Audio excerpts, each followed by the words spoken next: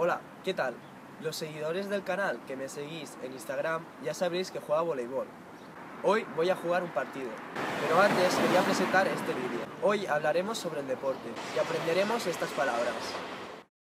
Deportes: fútbol, baloncesto, voleibol, béisbol, tenis, tenis de mesa, ping-pong, balonmano, bádminton, hockey, rugby, fútbol americano, waterpolo, natación, surf, atletismo, ciclismo, motociclismo, Fórmula 1, esgrima, esquí, golf, boxeo, karate, judo, lucha, aikido, taekwondo, footing, alpinismo,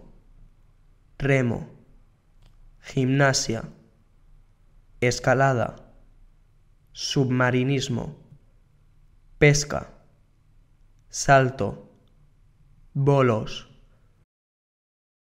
Ya hemos ganado los 3 puntos y ahora estamos en casa de mi abuela. Vamos a ver otro vocabulario.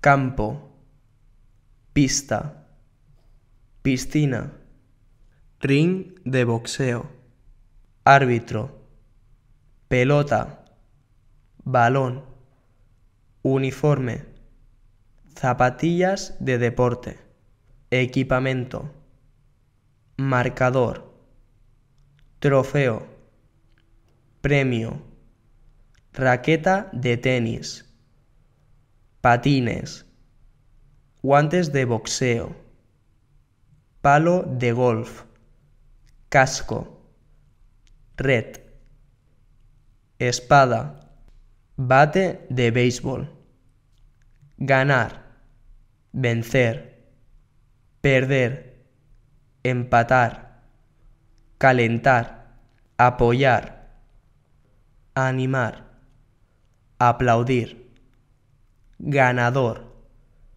perdedor. Juegos Olímpicos. ¿Qué deporte practicas? Y eso es todo por hoy. Si os ha gustado el vídeo, dadle a like y compartidlo con vuestros amigos que también estudian español.